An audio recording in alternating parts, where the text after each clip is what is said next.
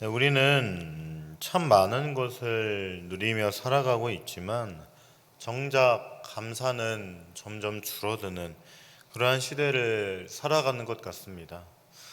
그렇다면 왜 감사하지 못할까요? 부족해서 그런 걸까요? 아마 그렇지는 않으리라고 생각을 합니다. 제가 생각하기에는 부족해서 감사하지 못하는 것이 아니라 비교하기 때문에 감사하지 못하게 되는 것이죠. 문제 때문에 감사하지 못하는 것이 아니라 아직 다 해결되지 않았기 때문에 감사하지 못한다고 생각합니다. 우리는 흔히 이렇게 말하곤 합니다. 이 일만 해결되면 감사하겠습니다. 이 문제를 주님께서 해결해 주시면 감사할 것 같습니다. 그러나 성경은 우리들에게 전혀 다른 감사의 방향을 보여줍니다. 이 신앙은 조건이 갖춰진 뒤에 감사하는 삶이 아니라는 것이죠. 오늘 읽은 시편 138편이 그것을 아주 강력하게 보여주고 있습니다. 이 시편은 모든 상황이 다 해결된 후에 기록된 승전가가 아닙니다.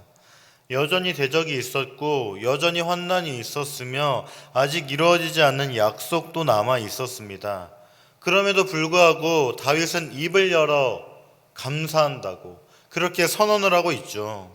여기에서 우리는 아주 중요한 질문을 하게 됩니다. 어떻게 아직 환난 중에 있으면서도 전심으로 감사할 수 있었을까요? 어떻게 모든 것이 다 완성되지 않았는데도 하나님을 찬송할 수 있었을까요? 다윗의 감사는 현실을 모르는 낙관주의적인 그러한 감사가 아니었습니다. 문제를 외면하는 자기 최면적인 신앙도 아니었다는 말이죠. 그의 감사는 하나님의 성품의 확신에서 나오게 된 감사였습니다. 그는 상황이 아니라 하나님을 보았습니다. 환경이 아니라 하나님의 언약을 붙들었습니다. 지금 눈앞에 있는 그러한 현실보다 하나님이 이루어 가실 미래를 신뢰했습니다.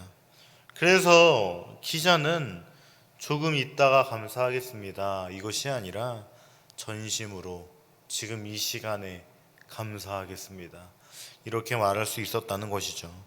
사랑하는 여러분, 오늘 말씀은 우리들에게 가르쳐 주고 있습니다. 참된 감사는 결과의 산물이 아니라 신뢰의 열매라고 그렇게 우리들에게 말하고 있다는 것이죠. 이 말씀을 통해 우리의 감사가 감사의 형식이 아니라 전심이 되기를, 우리의 신앙이 조건적 신앙이 아니라 확신의 신앙이 되기를 바랍니다.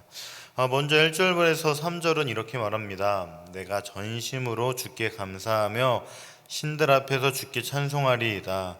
내가 주의 성전을 향하여 예배하며 주의 인자하심과 성실하심으로 말미암아 주의 이름에 감사하오리니 이는 주께서 주의 말씀을 주의 모든 이름보다 높게 하셨습니다.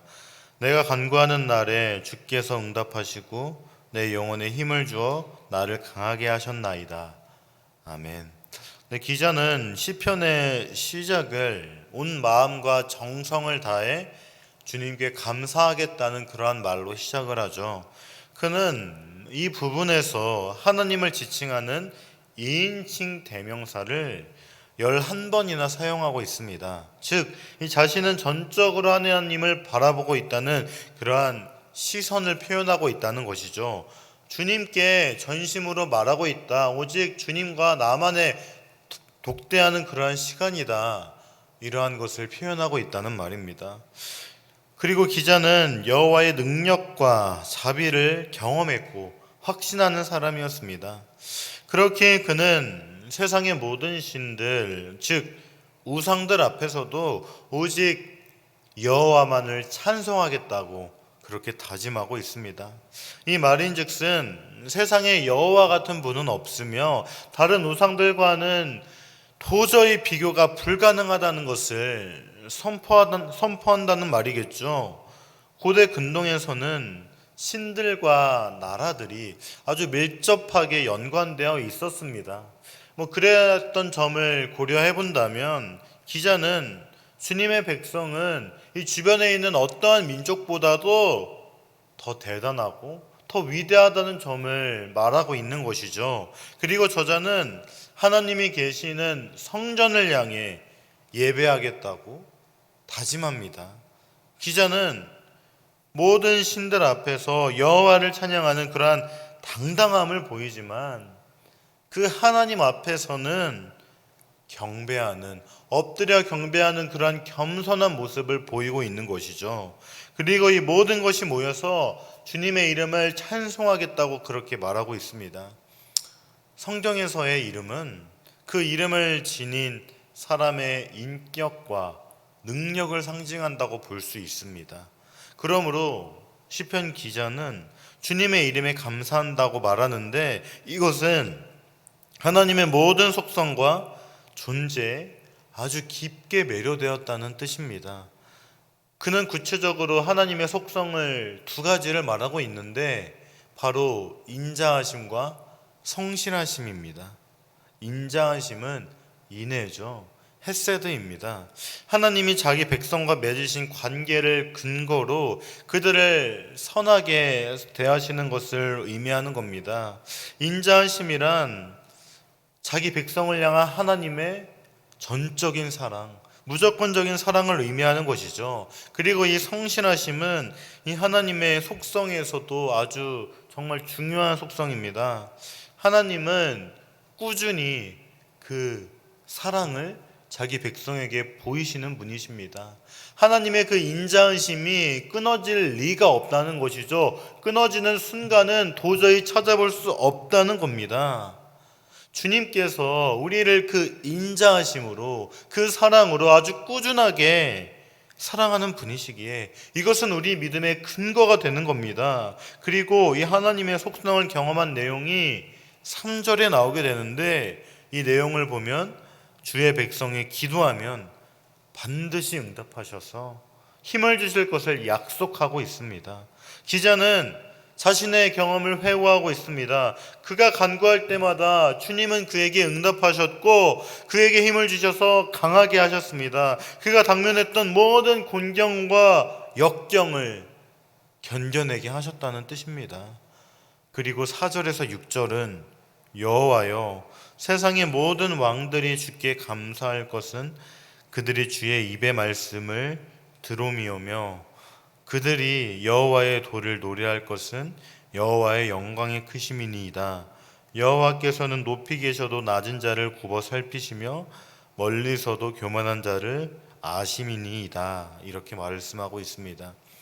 세상의 왕들이 하나님의 놀라운 말씀을 듣고 감사하고 있습니다.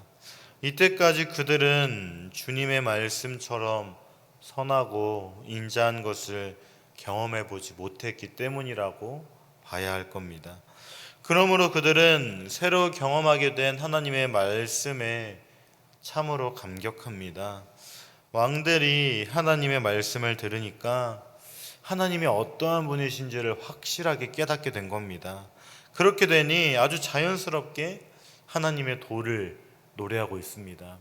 하나님의 도란 아무래도 하나님의 삶에서 실천하시는 그러한 기준을 뜻할 겁니다. 이 세상의 왕들이 하나님의 말씀을 듣자마자 하나님이 어떤 분이신지를 깨닫게 되니까 그 하나님의 도, 하나님의 길을 따라 걷기 시작했다는 뜻입니다. 주님은 참으로 모든 면에서 완벽하고 사랑이 넘치는 삶을 사셨습니다. 이러한 하나님의 영광에 매료된 왕들은 여호와를 찬양하게 되는 겁니다. 그리고 하나님께서 어떻게 행하셨는지를 한 가지 예로 제시하고 있습니다. 바로 하나님은 겸손한 자와 교만한 자를 구분하시는 분이라는 것이죠. 가장 높은 곳에 계시는 하나님, 그럼에도 가장 낮은 자를 살피시는 하나님, 가장 먼 곳에 계시면서도 교만한 자를 알아보시는 하나님, 그러한 하나님을 시편 기자는 분명히 알았고 그 하나님을 세상의 모든 왕들이 알았기에 그 세상의 모든 왕들이 하나님을 찬양한다고 그렇게 말하는 것입니다. 왕들은 여호와는 가까운 곳도 보지 못하는 우상들과 참으로 다르다는 이 사실을 깨닫게 되었습니다.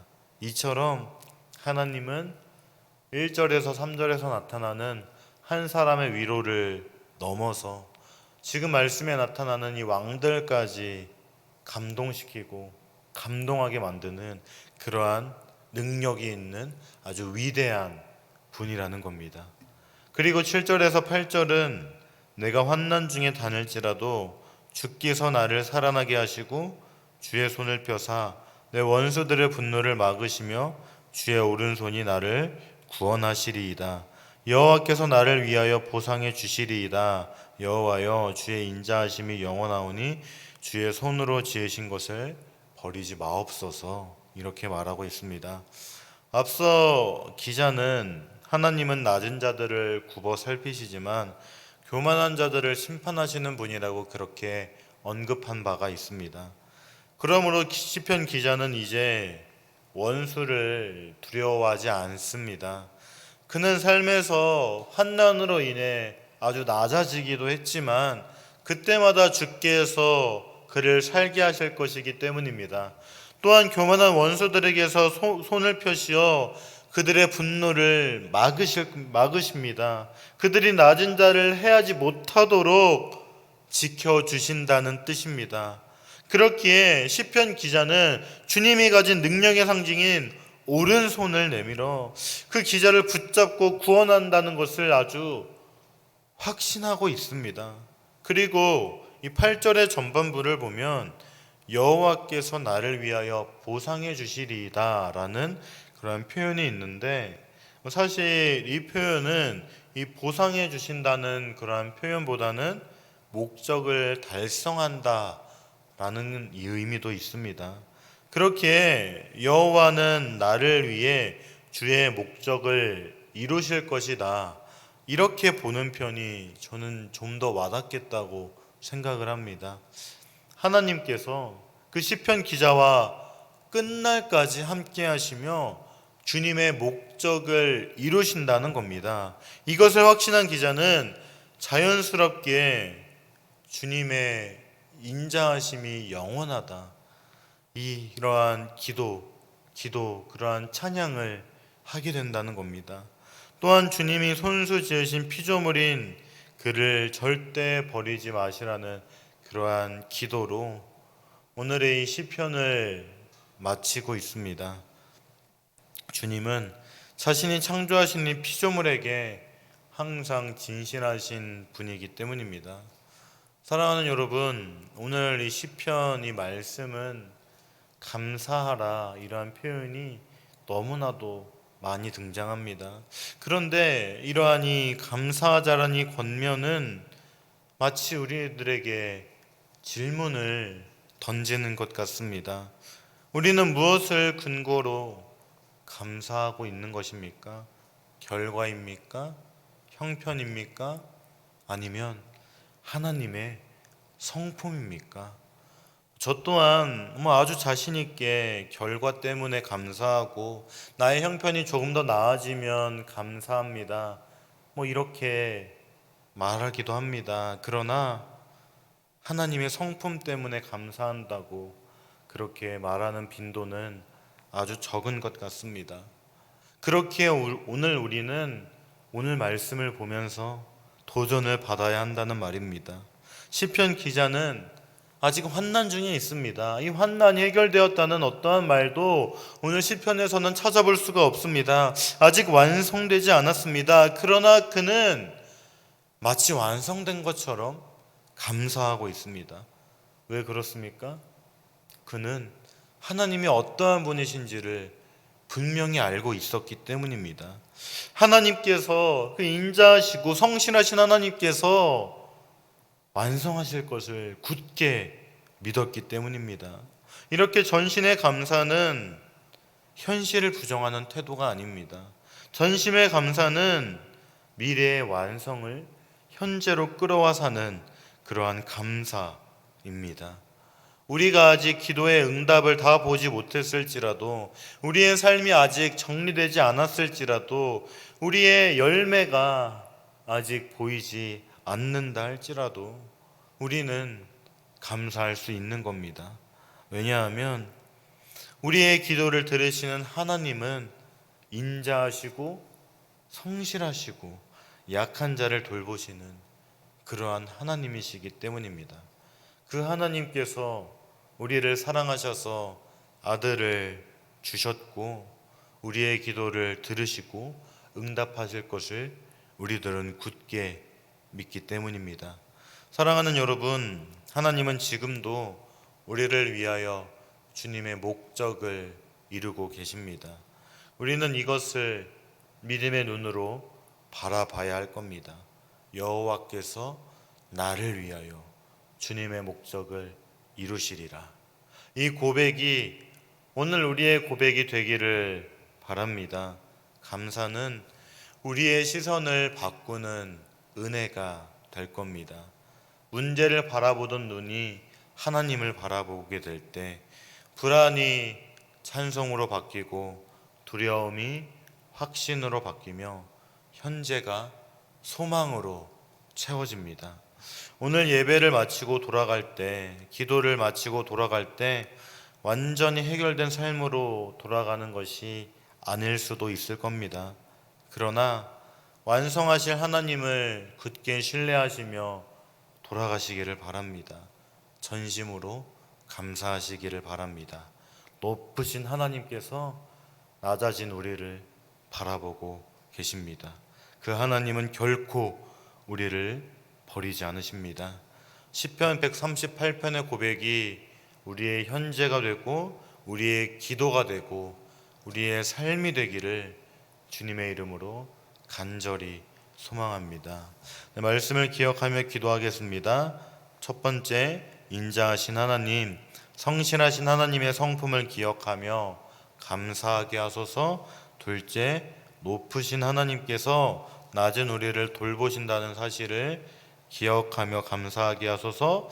하나님께서 나를 위해 하나님의 목적을 이루신다는 사실을 기억하며 감사하게 하소서. 이러한 기도 제목으로 다 함께 기도하겠습니다.